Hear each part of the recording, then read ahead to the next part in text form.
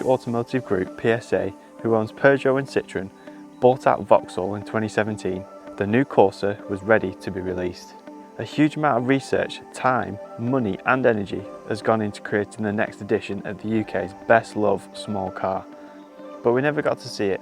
Instead, when the takeover was completed, PSA instructed Vauxhall to scrap their new Corsa and start all over again, using the Peugeot 208 and Citroën DS3 Crossback as a foundation from which to build. And in January 2020, we finally received the 5th instalment of the Vauxhall Corsa. But after a complete rethink and redesign, does it still have what it takes to be a big hit? Well, the sun's out, the roads are clear. Let's go find out, shall we? Although it's based on the 208 and the DS3 Crossback, the Vauxhall Corsa is unique in styling and finish. It's not the sort of look you'd expect from a Corsa. I feel it's a bit grown up, but when the more luxurious brands like Audi and VW are also targeting the small car market, that's not necessarily a bad thing. The Corsa comes with 5 engine choices, all of which come from France. There's 3 petrols, a diesel and an all-electric version, all of which you can actually find on the 208 as well. But despite sharing its underpinnings with the rival, the Corsa's steering and suspension are very much its own. This provides quite a unique feel which translates into really light steering and for the most part, quite a comfortable ride.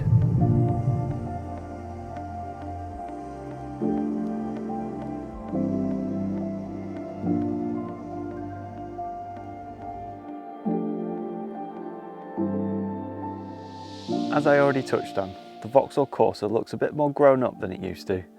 For many years, the British-built car was synonymous with the narrow sloped front end, which gave it a sporty and aggressive feel. Now, its more elegant design helps it sit alongside other, more expensive models in its class, such as the VW Polo and the Audi A1. It's not to say this Corsa is boring, however. There are still styling elements of the car which help maintain its playful side, such as modern alloy wheel designs and a dual-coloured finish. But it's not the arching silhouette it once was. Overall though, the Vauxhall Corsa is a good-looking car.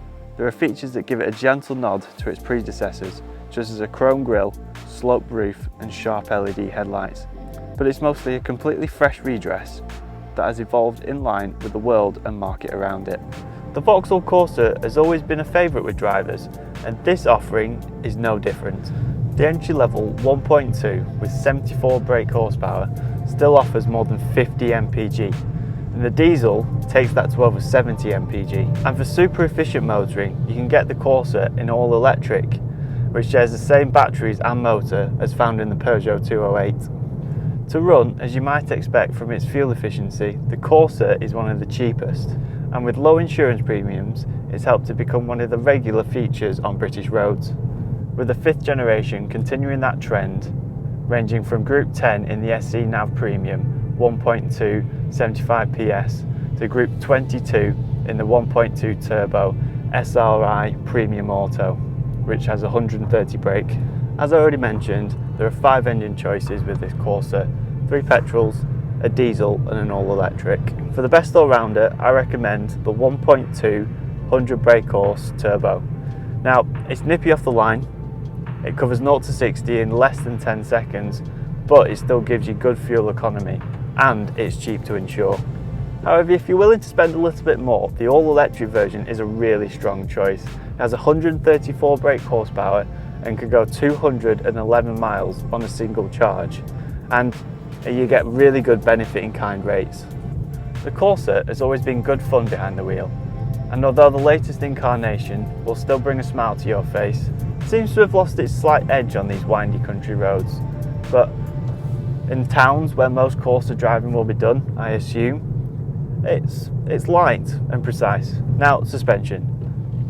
The Corsa rides a little firmer than some of its competitors, namely the VW Polo and the Seat Ibiza, and the comfort isn't improved when you choose the chunkier 17-inch alloys, but it's still smooth enough to drive to cope with the daily commute or a motorway jaunt.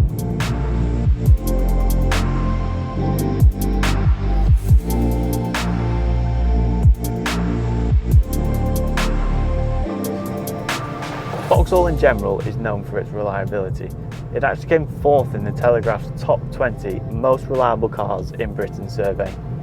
And if you ever need to fix something, the Corsa comes with 3 years, 60,000 miles warranty from you.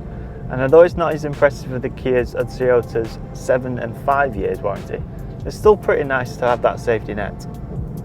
You can also add comprehensive warranty onto any approved used model you finance or buy from as little as £249. In terms of safety, the Corsa scored 4 stars in the Euro NCAP ratings, putting it on the same level as the Citroën C3, but 1 star lower than the Renault Clio.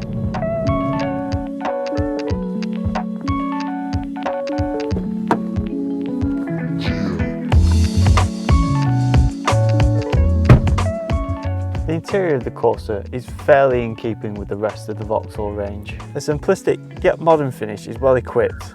As with most Vauxhalls nowadays, there's plenty of useful tech and driver aids on show, even in the entry-level specs.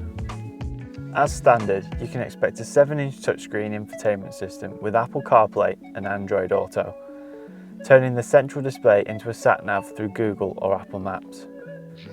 There's also cruise control, lane departure warning and speed sign recognition, tech you probably wouldn't expect to find in the basic model of a small car. As you climb the specs and spend a bit more, extra features are added, including heated front seats and steering wheel, climate control, keyless entry and a panoramic rear view camera. In the top spec Ultimate Nav, you'll find a larger 10-inch screen with built-in sat-nav, adaptive cruise control, wireless charging, which is an option that can be added to any model, and also a massaging driver's seat for that extra sense of luxury on those longer journeys. One of the key selling points of the Corsa has always been its practicality. It may look small on the outside and it's great for around town driving, but there's still plenty of inside space for a comfortable journey. If you have very tall passengers, they may struggle with the back seat slightly due to the Corsa's sloping roof. However, for a family of 5, there's more than enough room. However, if you do need a little more boot space, the rear seats fold down in a 60-40 split. This gives you around 1,100 litres of space. The Vauxhall Corsa has always been an affordable car, and this one is no different. You can pick up a brand new Vauxhall Corsa from Hippo Leasing for less than £200 a month. Or, if you want to go for something slightly cheaper, then you can look at the approved used market. Overall, the Corsa hasn't lost any of its charm. Its interior is simple and clean, but packed full of tech and driver aids you probably wouldn't expect to find on a car in its class. It's not as dynamic behind the wheel as its predecessor, nor is the styling just quite as iconic, but you'll be hard pressed to find a better overall small car for the money.